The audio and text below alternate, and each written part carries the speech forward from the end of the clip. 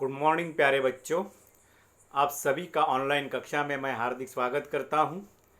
प्यारे बच्चों, हम लोग देख रहे हैं हिस्ट्री का chapter number 3, Nazism and rise of Hitler, नाजीवाद और हिटलर का उदय। इस चैप्टर को देख रहे हैं। इस चैप्टर के पहले भाग में हमने देखा था कि किस प्रकार से जर्मनी में वाइमर गणराज्य की स्थापना होती है, लेकिन वाइमर गणराज्य की स्थापना के साथ साथ उनके द्वारा बनाए गए संविधान की कुछ खामियों के कारण वहाँ पर किस प्रकार से राजनीतिक अस्थिरता थी, इसका हमने अध्ययन किया है। साथ ही युद्ध का असर कैसे हुआ है और वहाँ किस प्रकार से आर्थिक संकट व राजनीतिक अस्थिरता बनी थी, इन बिंदुओं को हमने देखा था। और उसमें हमने अंत में हमने यही देखा था कि जर्मनी में निर्माण हुआ आर्थिक संकट, बेरोजगारी, बढ़ती हुई कीमतें, वर्साई के संधि के कारण अपमानजनक स्थिति जर्मनी की और राजनीतिक अस्थिरता आदि कारणों के कारण हिटलर को आगे आने का या हिटलर के उदय होने का एक अवसर निर्माण हुआ। और इसी पॉइंट को आज हम लोग इस पीरियड में देखने वाले हैं। तो हिटलर का उदय।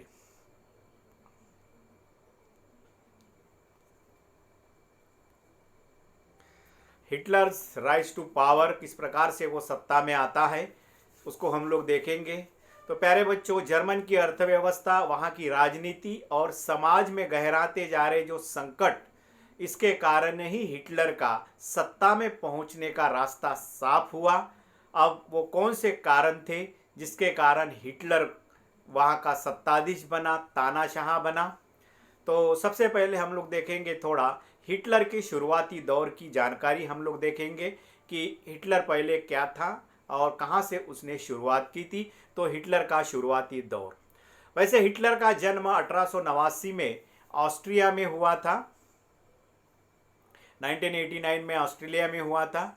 गरीबी के कारण हिटलर पहले विश्व युद्ध के दौरान फौज में भर्ती हुआ और वहाँ संदेशवाहक का उन्होंने काम किया। बाद में वो वहाँ कारपोरल बना, अधिकारी बना और बहादुरी के लिए उसको कई सारे मेडल, जिसको आपके किताब में जो शब्द दिया है तमगे, उन्होंने हासिल किए।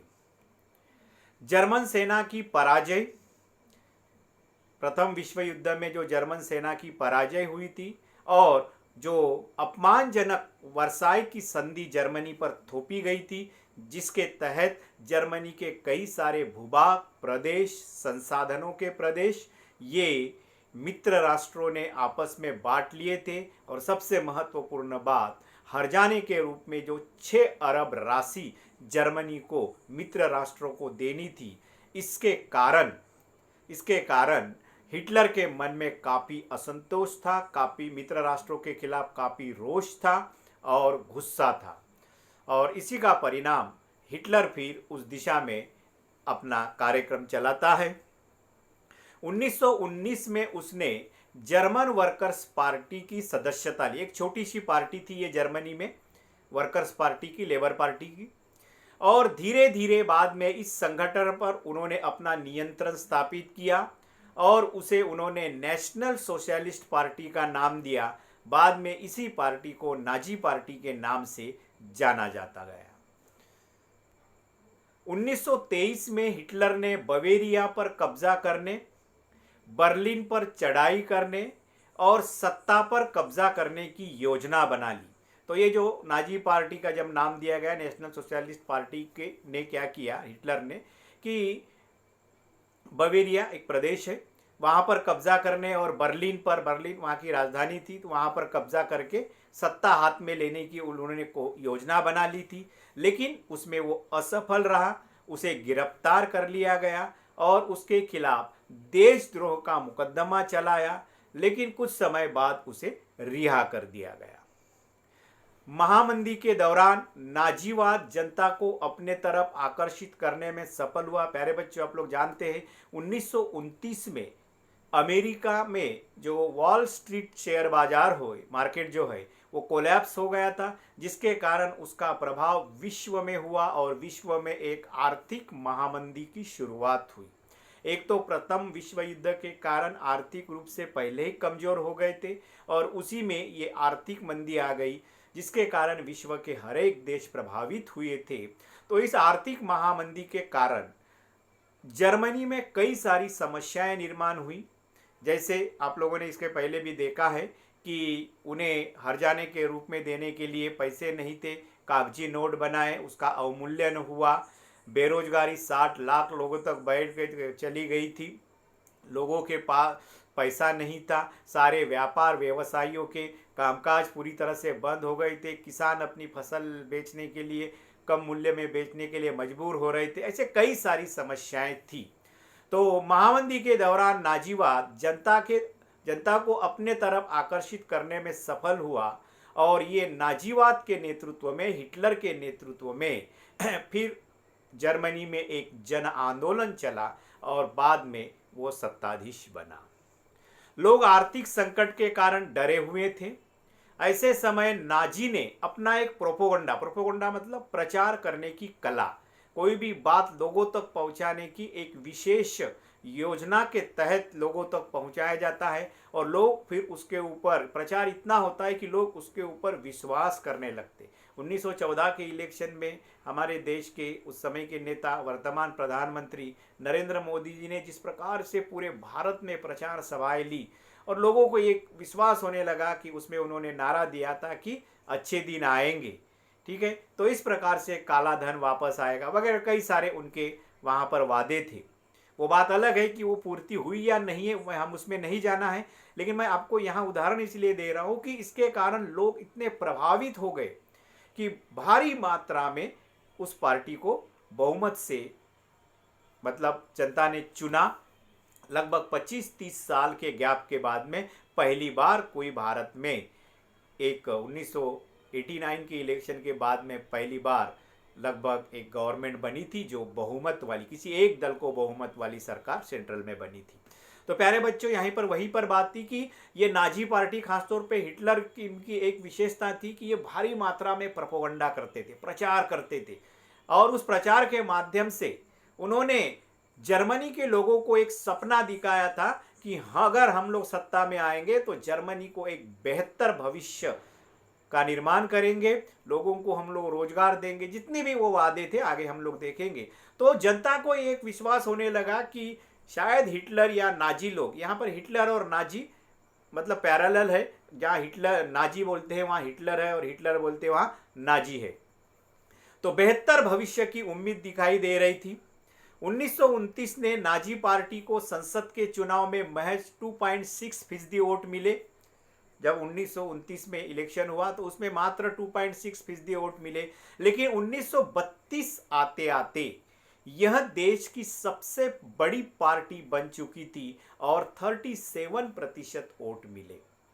कहने का मतलब इसी प्रोपोगंडा के कारण सामान्य लोग नाजी पार्टी पर विश्वास करने लगे और इतनी भारी मात्रा में उन्होंने वोट किया, मतलब जनता के मन में अभी नाजी पार्टी ने घर कर लिया। इसके कारण, इसके पीछे कई कारण हैं। उसके पीछे पहला कारण जो है कि हिटलर का व्यक्तित्व, पर्सनैलिटी ऑफ द हिटलर, उसका व्यक्तित्व ही ऐसा था कि वो एक जबरदस्त वक्ता था। जैसे हमारे देश के प्रधानमंत्री मोदी भी एक बहुत जबरदस्त वक्ता है और इसके कारण उसका स्पीच जो है सुनने के लिए लोग आतुर होते थे, वैसे ही ये हिटलर एक जबरदस्त वक्ता था। हिटलर के उदय का ये भी एक प्रमुख कारण है प्यारे बच्चों कि हिटलर का व्यक्तित्व या नेतृत्व गुण भी कह सकते हैं आप लोग। हिटलर जबरदस्त वक्ता था। वह अपने भाषणों में जर्मनी को हम एक शक्तिशाली राष्ट्र बनाएंगे, वर्साई की संधि में हुए नाइंसाफी का हम लोग प्रतिशोध यानी कि बदला हम लोग लेंगे, जर्मन समाज की जो खोई हुई प्रतिष्ठा है उसको हम लोग वापस दिलाने का वो हर सभाओं में, हर भाषण में वो आश्वासन देता था। और इसके लिए वो कई सारे ऐसे रैलियां निकालना, जनसभाओं का आयोजन करना, पोस्टर लगाना, ऐसे कई सारे तरीके अपनाता था। इसके कारण लोग इतने भाव विभोर हो गए कि उसके ऊपर वो विश्वास करने लगे और उसे एक मसीहा के रूप में देखने लगे। उसका वादा था कि वह बेरोजगारों को रोजगार और नौजवानों को सुरक्षित भविष्य देगा। वह देश को विदेशी प्रभाव से मुक्त कराएगा, क्योंकि अभी भी जर्मनी पर मित्र राष्ट्रों का कब्जा था, तो उनसे वो मुक्त कराएगा और विदेशी साजिशों को मुंह तोड़ जवाब देगा। इस प्रकार के वाणी से, इस प्रकार के भाषणों से लोगों को अपने तरफ आकर्षित करने का काम उन्होंने किया। हिटलर ने राजनीति में एक नई शैली का विकास किया। वह लोगों को लामबंद करने के लिए, मतलब इकट्ठा करने के लिए और अपने पार्टी के तरफ आकर्षित करने के लिए, लामबंद मतलब इकट्ठा करना, एकत्रित करना, मतलब अपने पार्टी की तरफ उसे खींचना। उन्होंने आडंबर और प्रदर्शन की अहमियत समझता था कि और जैसे रैलियां निकालना, जनसभाओं का आयोजन करना, और रैली और जनसभाओं में केवल आयोजन नहीं करना, वहां भी कुछ ऐसे आडंबर और कुछ ऐसे तरीके अपनाए जाते थे ताकि लोग इस नाजी पार्टी से जुड़ जाए। जैसे देखिए, स्वस्तिक लाल झंडे वहां होते थे, नाजी का एक अलग प्रकार का सैल्यूट होता था, भाषण के बाद में खास अंदाज में तालियों की गड़गड़ाहट वहां पर होती थी, और इससे क्या होता था कि हिटलर की एक शक्ति दिखती थी, जिसके कारण जो लोग भी उसके तरफ नहीं थे वो भी इससे प्रभावित होकर नाजीवादी बन जाते थे।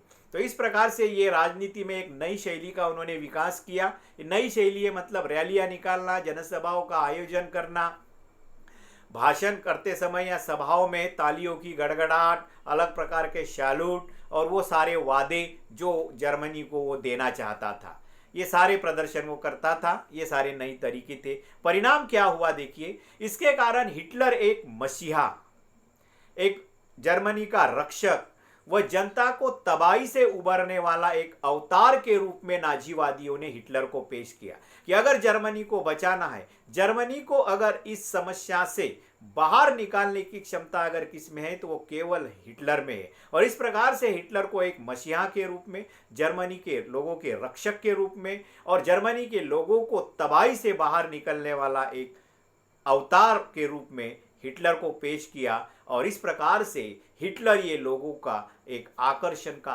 केंद्र बना और लोग उसके तरफ आकर्षित होते गए। इसी बीच फिर जब जनता में हिटलर पॉपुलर हुआ, चुनाव में 32 के चुनाव में उन्हें 37% वोट मिले और अकेली वो बड़ी पार्टी के रूप में आ गई, तो फिर वहाँ के राष्ट्रपति ने उसे किस प्रकार से चांसलर बनाते हैं और यही से फिर प्रत्यक्ष रूप में हिटलर की सत्ता शुरू होती है और जर्मनी में हिटलर का उदय। और फिर हिटलर क्या क्या कारनामे करता है उसके बारे में हम लोग देखेंगे। लोकतंत्र का ध्वंस। तो सबसे पहले जब हिटलर सत्ता में आता है तो लोकतांत्रिक व्यवस्था को वो समाप्त करता है, लोकतांत्रिक संस्थाओं को पूरी तरह से भंग कर देता है, क्योंकि वाइमर गणराज्य द्वारा स्थापित जो भी संस्थाएं थे वो पूरी तरह से भंग कर देता है। और फिर वहाँ पर नाजी पार्टियों द्वारा बनाए गए या पारित किए गए प्रस्ताव या अध्यादेश का ही जरिए वो पूरा शासन करता है। और इस प्रकार से हिटलर एक वहाँ जर्मनी का तानाशाह सत्ताधीश बनता है। तो देखते हैं हिटलर ने लोकतंत्र को किस प्रकार समाप्त किया। 30 जनवरी 1933 को राष्ट्रपति हिंडनबर्ग ने हिटलर को चांसलर का पदभार संभाला। उसका नेतृत्व देखते हुए और लोग प्रभावित हुए थे, इसीलिए हिंडनबर्ग ने उसको जर्मनी का चांसलर बना दिया।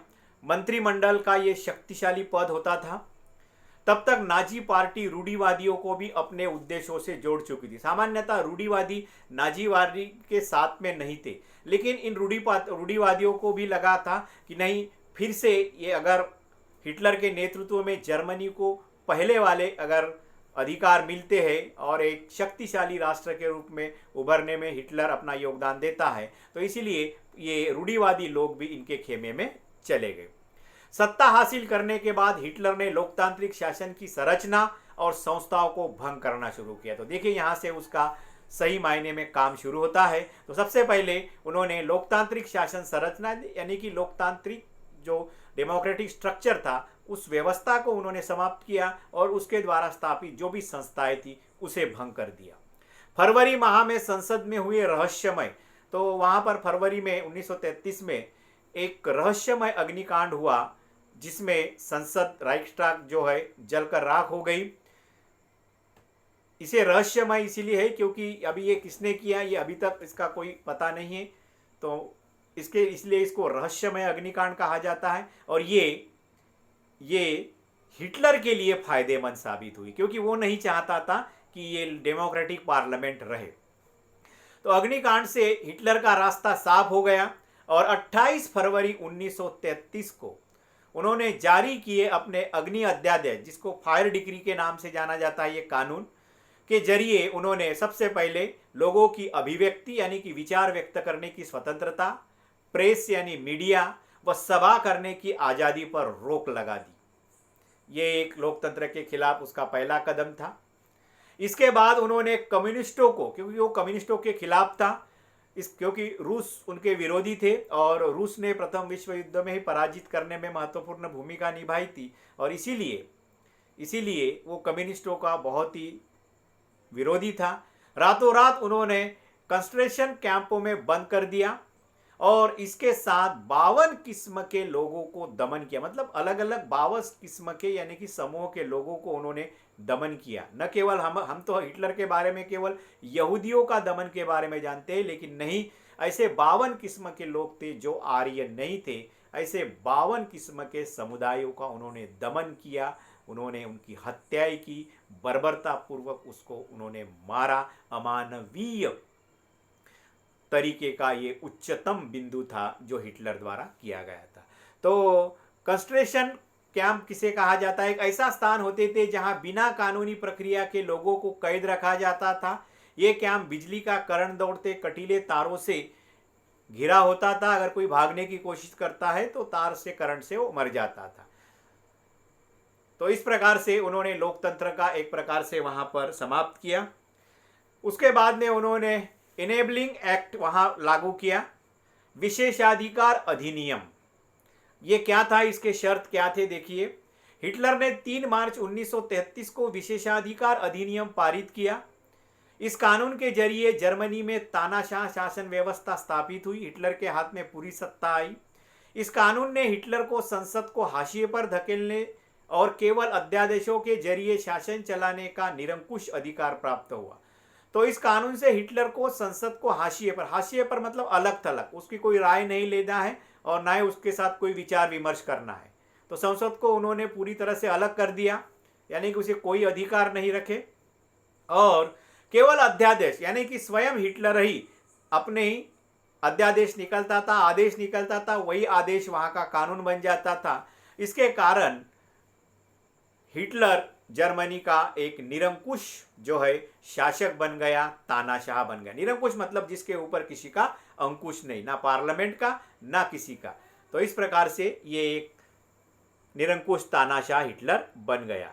नाजी पार्टी और उससे जुड़े संगठनों के अलावा देखिए उसके बाद उन्होंने क्या किया इस कानून के तहत कि जर्मनी में जो नाजी पार्टी और उसके साथ जुड़े हुए जो छोटे छोटे संगठन थे उसको छोड़कर अन्य राजनीतिक पार्टियों, ट्रेड यूनियनों पर उन्होंने प्रतिबंध लगाया। अर्थव्यवस्था, मीडिया, सेना और न्यायपालिका पर हिटलर का नियंत्रण स्थापित हुआ। मतलब पूरी अर्थव्यवस्था उसके हाथ में आ गई, सारा मीडिया उसके हाथ में, उसके खिलाफ कोई कुछ नहीं छाप सकता था या बोल सकता था, ना उसकी आलोचना कर सकता था। कौन क्या लिखेगा ये सब नाजी तय करते थे और सेना भी उसके नियंत्रण में आ गई और न्यायपालिका जो नहीं होना चाहिए था, न्यायपालिका भी उसके हाथ में आ गई। इस प्रकार से ये नियंत्रण स्थापित हुआ। इसके बाद में उन्होंने क्या किया, समाज पर नियंत्रण रखने के लिए हिटलर ने कुछ कदम उठाए। ये पूरे प्यारे बच्चों हिटलर द्वारा जो उदय होने के बाद में जो लोकतंत्र का ध्वंस है उसके अंतर्गत ही पॉइंट है, लेकिन प्रश्न के हिसाब से मैंने उसको अलग अलग कर दिया है। पूरे समाज को नियंत्रित एवं व्यवस्थित करने के लिए उन्होंने विशेष निगरानी और सुरक्षा दस्ते का गठन किया, यानी कि सैनिकों का, पुलिस का गठन किया। पहले से मौजूद वहां पर जो पुलिस, जो वर्दीधारी पुलिस और स्टार्म ट्रूपर्स ऐसे जिसे कहा जाता है, ये पहले से थी। इसके साथ में उन्होंने गेस्तापो नामक की एक और पुलिस का संगठन बनाए, गुप्तचर राज्य पुलिस, एसएस अपराध नियंत्रण पुलिस और सुरक्षा सेवा एसडी, ठीक है, सिक्योरिटी डिपार्टमेंट का भी उन्होंने गठन किया। और ये नवगठित जो तीन थे, गुप्तचर राज्य पुलिस संगठन, अपराध नियंत्रण पुलिस और एसडी सुरक्षा सेवा, ये तीनों नए संगठनों को उन्होंने इतने असीमित अधिकार दिए, उनको इतने अधिकार दिए असंवैधानिक, कि वो जब चाहे अपने अधिकारों का दुरुपयोग करते थे। इसके तहत वो किसी को भी गिरफ्तार कर सकते थे, बिना मुकदमा चलाए कानूनी प्रक्रिया चला सकते थे और यहाँ तक उन्हें दंडित भी कर सकते थे। इस नए दस्तों के गतिविधियों के कारण नात्सी राज्य को एक खूंखार आपराधिक राज्य की छवि प्राप्त हुई। तो ये जो नए दस्ते थे, सैनिकों के या पुलिसों के जो संगठन थे, इनके जो अमानवीय काम थे, किसी को भी मतलब उनकी नाजी का विरोध करने वाले को गिरफ्तार कर सकते थे, उन्हें मार सकते थे, ठीक है, उन्हें चेंबरों में भेज सकते थे, कोई कानूनी प्रक्रिया नहीं चलाना है। और एक प्रकार से एक आतंक का राज इन्होंने वहाँ फैला हुआ था और इनके गतिविधि के कारण ही, ठीक है, जर्मन राज्यों को एक आपराधिक राज्य की छवि प्राप्त हुई।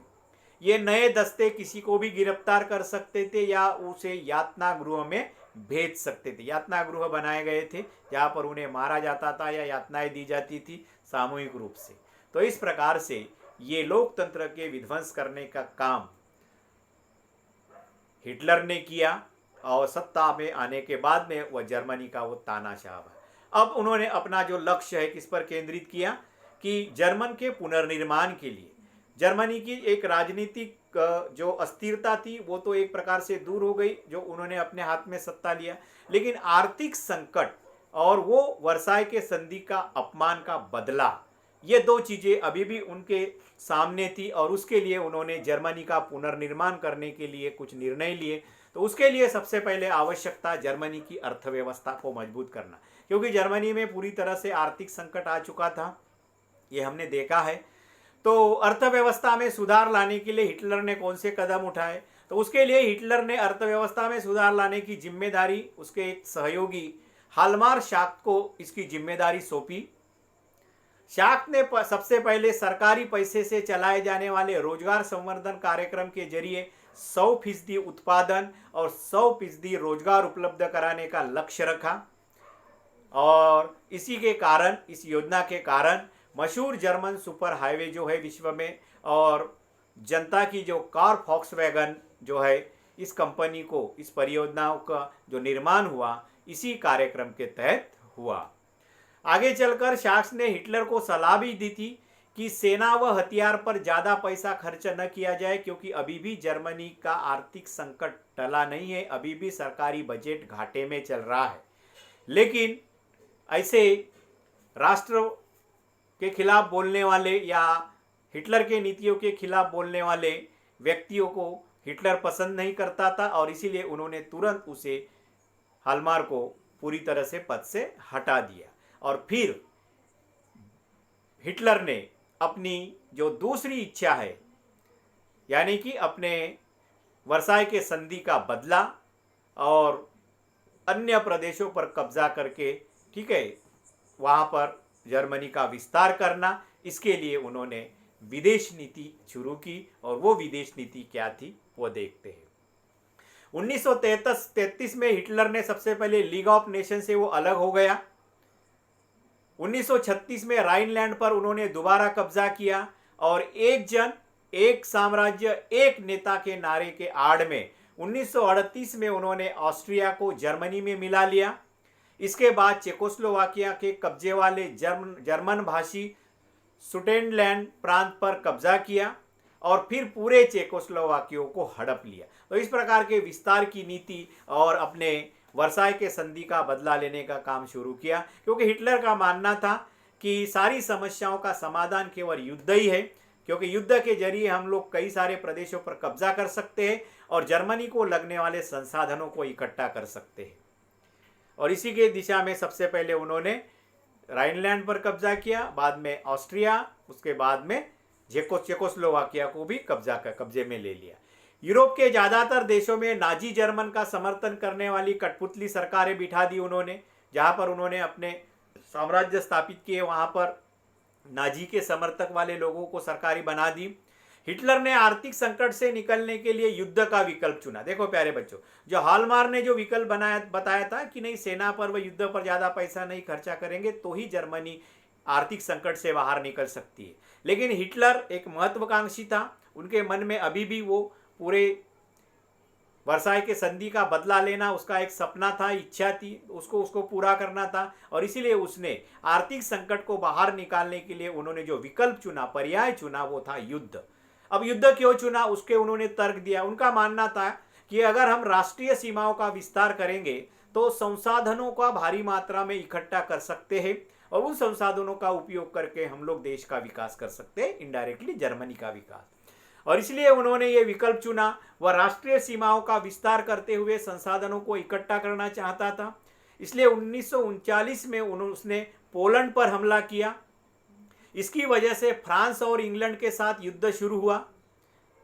ठीक है, शुरू में जब उन्होंने राइनलैंड पर वगैरह कब्जा किया तब उन्होंने इंग्लैंड पूरी तरह से चुप रहा था, अलग था, क्योंकि इंग्लैंड को लगता था कि सही मायने में वर्साई के संधि से जर्मनी को काफ़ी मात्रा में बेइज्जती हुई है। वो एक प्रकार से उनके ऊपर जो थोपी गई संधि थी वो नाइंसाफ के कारण हुई थी।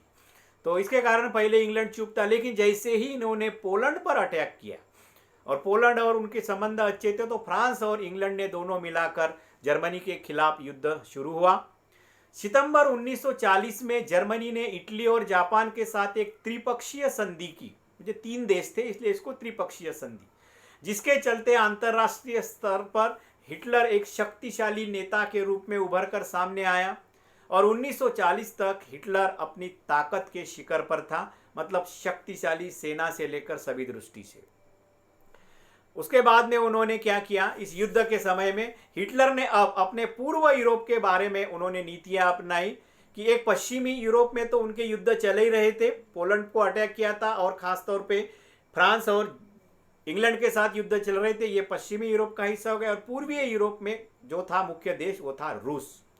तो पूर्वी यूरोप को जीतने के लिए हिटलर ने एक दीर्घकालिक सपना था, पहले से उन्होंने सोचा था कि किसी भी हालत में मुझे पूर्वी यूरोप को जीतना है। हिटलर पूर्वी यूरोप को जीतकर जर्मन जनता के लिए संसाधन और रहने के लिए जगह का इंतजाम करना चाहता था, ये उसका तर्क था। इसलिए उसने 1941 में सोवियत संघ पर हमला किया। यह हिटलर की ऐतिहासिक बेवकूफ़ी थी, यह सबसे बड़ी गलती थी। और द्वितीय विश्व युद्ध में जो जर्मनी का पराजय हुआ, यानी कि हिटलर की जो पराजय हुई, उसका ये बहुत बड़ी गलती थी कि उन्होंने रूस पर अटैक किया। इस आक्रमण से जर्मन पश्चिमी मोर्चे से ब्रिटिश वायुसेना के बमबारी में जगे। इसके कारण क्या हो गया, एक साथ हिटलर को 2 मोर्चे पर लड़ना पड़ा, एक पश्चिमी यूरोप में जो रूस के साथ और एक माफ कीजिए पश्चिमी यूरोप में इंग्लैंड और फ्रांस के साथ और पूर्वी यूरोप में रूस के साथ। तो 2 मोर्चे पर एक साथ लड़ना ये बहुत ही कठिन काम था और इसके कारण इसका पराजय का एक कारण माना जाता है। तो देखिए, इस आक्रमण से जर्मन पश्चिमी मोर्चे पर ब्रिटिश वायुसेना के बमबारी के चपेट में आ गया और पूर्वी मोर्चे पर सोवियत संघ की लाल सेना ने जर्मन सैनिकों के नाको चने जबाए थे, यानी कि उसको उन्होंने घुटने टेकने के लिए मजबूर किया था। उन्होंने क्या किया था कि ये जो रूस की लाल सेना थी वो पीछे पीछे हटती गई, जिसके कारण इनको और खाने पीने की चीज़ें को उन्होंने पूरी तरह से समाप्त किया, जिसके कारण ये सैनिक पूरी तरह से कमज़ोर हो गए और आखिरकार वो शरण आ गए, आत्मसमर्पण कर लिया। इस घटना से पूर्वी यूरोप पर सोवियत संघ का वर्चस्व स्थापित रहा कई सालों तक, आधी शताब्दी तक लगभग। द्वितीय विश्व युद्ध में अमेरिका की क्या भूमिका रही है, तो प्यारे बच्चों अभी हम लोग देखते हैं कि द्वितीय विश्व युद्ध में अमेरिका की क्या भूमिका रही। वैसे अमेरिका ने कई दिनों तक अपने आप को इस युद्ध से दूर रखा था, क्योंकि अमेरिका पहले विश्व युद्ध से हुई आर्थिक तबाहियों को दोबारा नहीं झेलना चाहती थी पूरब में। लेकिन क्या हुआ देखिए, पूरब में जापान की ताकत बढ़ती जा रही थी, ये भी अपने साम्राज्य विस्तार के लिए अन्य देशों पर आक्रमण करने जा रहा था और जापान ने फ्रेंच इंडो चाइना पर कब्जा किया और प्रशांत महासागर में अमेरिकी नौसैनिक ठिकानों पर हमले की एक व्यापक योजना बना ली थी। इस बात का जब अमेरिका को पता चला और एक तात्कालिक कारण जो है, जो अभी हम नीचे दिखाएंगे, इस तात्कालिक कारक के कारण ही फिर अमेरिका इस युद्ध में कूद पड़ता है। तो जब जापान ने हिटलर को समर्थन दिया और अमेरिका के पर्ल हार्बर पर अमेरिकी ठिकानों, वहां पर एक लुसोटोनिया नामक जहाज था, वहां पर कई सारे उनके सैनिक भी, मतलब माफ कीजिए, नागरिक भी मारे गए थे। तो बमबारी की तो अमेरिका भी इस युद्ध में कूद पड़ा। यह तात्कालिक कारण था अमेरिका का द्वितीय विश्व युद्ध में सहभाग होने का, कि अमेरिकी ठिकानों पर पर्ल हार्बर पर जो बमबारी की जापान ने, यह तात्कालिक कारण। यह युद्ध 1945 में हिटलर की पराजय और हिरोशिमा व नागासाकी शहर, ठीक है, 6 अगस्त 1945 और 9 अगस्त 1945 को, ठीक है, अमेरिका ने वहां पर अणुबम का प्रयोग किया, अणुबम डाले, ठीक है, और उसके साथ ही जापान ने शरणागति पत्कर ली और इसी के साथ द्वितीय विश्व युद्ध की समाप्ति हुई, जो 1939 से 1945 पोलैंड से ये शुरू हुआ था। ठीक है, तो इस प्रकार से ये द्वितीय विश्व युद्ध की स्थिति है और अमेरिका का इस युद्ध में कूदना। हिटलर के उदय के कारणों की चर्चा, वेरी इंपॉर्टेंट एस्पेक्ट, कि हिटलर का जर्मनी में उदय होने के पीछे कौन कौन से कारण उसके लिए जिम्मेदार है। तो सबसे पहला है वर्साई की संधि। ये जानते हैं प्यारे बच्चों कि वर्साई की संधि ने किस प्रकार से जर्मनी को एक अपमानजनक संधि थोपी थी। उनके सारे प्रदेश, सारे संसाधनों पर कब्जा हुआ था। हरजानों के रूप में उन्हें कि 6 अरब पाउंड का उन्होंने हरजाना देना पड़ रहा था, और इतना ही नहीं, सारी सेना उनके भंग कर दी गई थी। तो इस ये अपमानजनक संधि जो हिटलर को पसंद नहीं थी, और प्रथम विश्व युद्ध में जो पराजय हुआ था ये भी इसका कारण है। आर्थिक संकट के बारे में आप लोग जानते हैं, प्रथम विश्व युद्ध के बाद में पूरी तरह से उनको हरजाना देना भी मुश्किल हो गया था। बेरोजगारी की संख्या बढ़ गई थी, मजदूरों को कम वेतन पर काम करना पड़ा था, बेरोजगार हो रहे थे, लोग ताश के पत्ते खेल रहे थे, झुंड के झुंड लगे थे वहाँ पर रोजगार पाने के लिए। तो इस प्रकार की स्थिति के कारण, ये आर्थिक संकट का कारण एक महत्वपूर्ण कारण है, ये जो हिटलर के उदय का कारण है, क्योंकि हिटलर ने दावा किया था कि मैं जर्मनी को आर्थिक संकट से बाहर कर दूंगा। तीसरा है राजनीतिक अस्थिरता। आपने देखा था बहुत कम समय में जो वाइमर गणराज्य की जो 20 मंत्रिमंडल बने थे, जिसका लगभग 239 पर डे पर मंत्रिमंडल का औसत रहा है, और उसमें भी संविधान में कुछ खामियां, और सबसे पहले बात तो जो वर्साई की संधि थी उसको उन्होंने स्वीकृत किया था, वो उसको पूरा नहीं कर पाए थे और ना ही उन्होंने विरोध जताया था।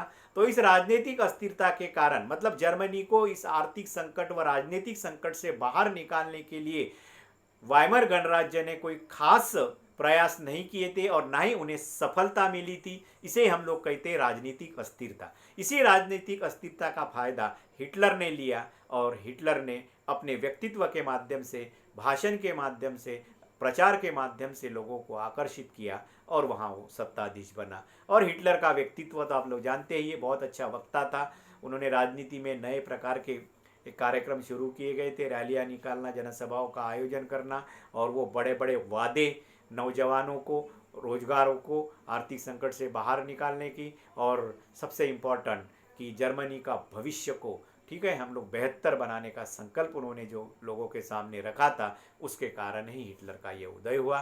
तो प्यारे बच्चों, हम लोग यही रुकते हैं। इसके ऊपर इम्पोर्टेंट 10 क्वेश्चन मैंने बनाए हैं, इसके सारे उत्तर अंदर मिल जाएंगे आपको। तब तक के लिए धन्यवाद।